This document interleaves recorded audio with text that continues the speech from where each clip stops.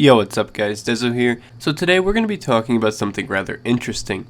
We're going to be talking about whether the gods in Westeros are real or not. Now I know a bunch of you are going to be like, well obviously the Lord of Light is real, we've seen people get resurrected. Yes, some people have been resurrected, but we don't really know if it was some divine entity or if it was magic. In a world where magic actually exists, and in a world written by an atheist, yes, George R.R. Martin is an open atheist, we really have to question whether or not the gods are real. George was actually asked this very question, but his answer did not answer the question.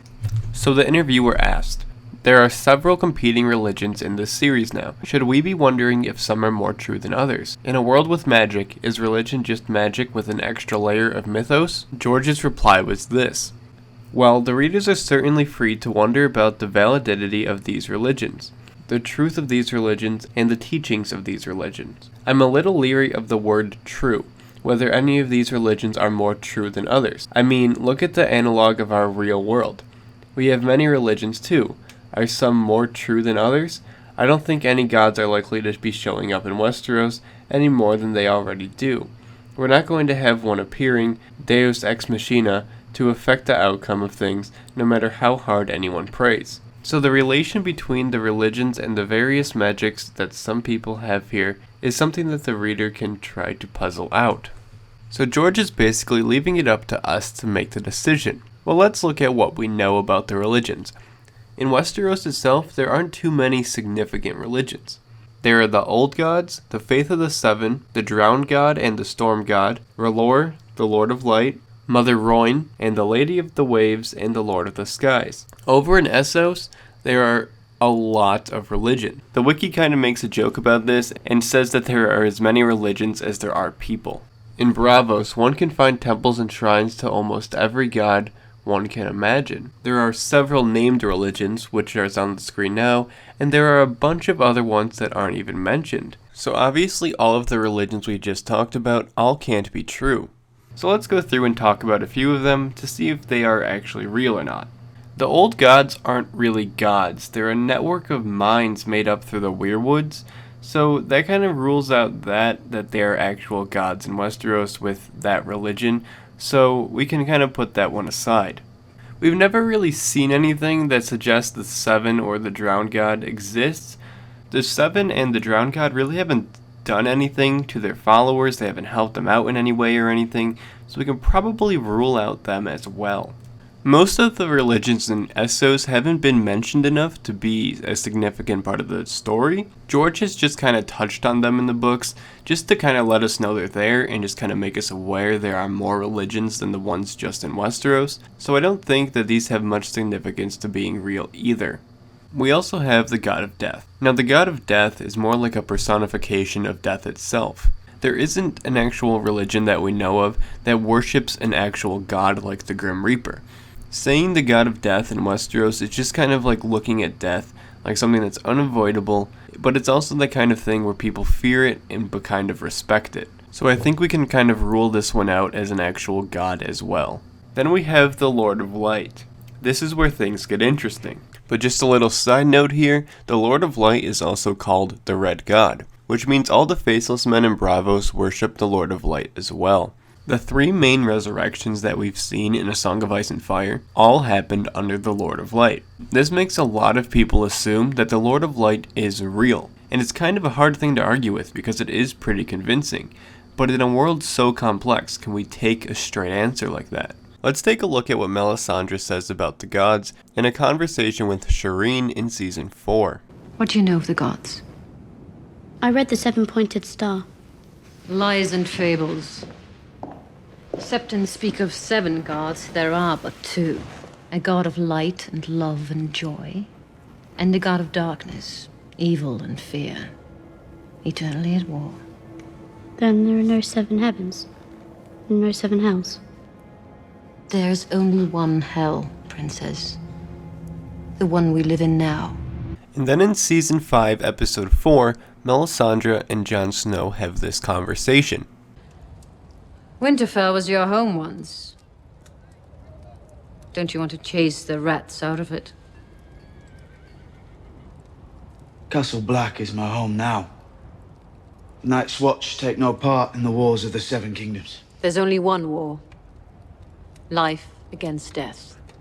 So what these two scenes show is that the whole Lord of Light religion could be just a moral guidance for good versus evil, life against death. Or it could be literal and there is actually a Lord of Light guiding everything through. Now there is a theory that Brandon Stark is the Lord of Light. I personally do not buy this theory. If you want to watch a video on that, The Last Harpy made a really good detailed video about it. I'm going to do my own take on it and kind of try debunking it, but for now, if you want a good watch, I would suggest that video. Just an FYI, this is not a paid advertisement, I just genuinely enjoy that guy's videos, and I don't really like remaking videos that other YouTubers have made, so I probably won't be posting one exactly like that in the future. But let's say you are totally sold on the theory. That would mean the Lord of Light is real, but it's not an actual god. This would also mean that Melisandre's visions are actual visions, or she's actually getting some sign. I personally think that she's just making it up as she goes along, not that she wants to, but that's just where her mind is, that's where her beliefs have sent her. You can see a lot of people doing this in real life as well. They claim they got some sign from someone they knew who died or something, but in reality it's probably just a coincidence. And then they take this coincidence and they expand the truth a little bit, and then they get really out of hand with it. And they don't do this on purpose either, they aren't trying to come off as liars. And we know the same thing can be said about Melisandre, because when she is called out by Davos for lying, she gets really defensive and says she's not a liar.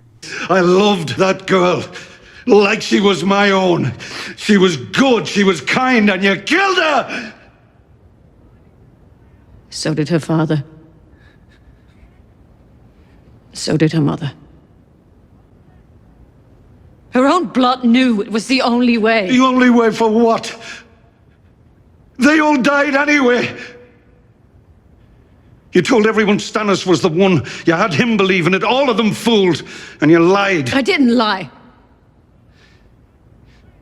I was wrong. Aye. You were wrong. How many died because you were wrong? So my main issue with this is that if there actually is a Lord of Light giving Melisandre visions, why would they be interpreted wrong? If something was supposed to be very straightforward and directions on what to do, why would this divine being make things a puzzle for her? Why would there be a margin of error? If this divine being is supposed to be leading stuff on, there shouldn't be any margin of error. Everything should be straightforward. And you see this a lot in real life too. Whether you're a Christian, whether you're a Buddhist, or whether or not you believe in Hinduism, it doesn't really matter. The point still stays the same. Someone has got to be wrong. People live their whole lives devoted to a religion that could be wrong. There shouldn't be any margin of error at all in the true religion. And there are errors in pretty much every religion. And I think this is what George is trying to get at through these books.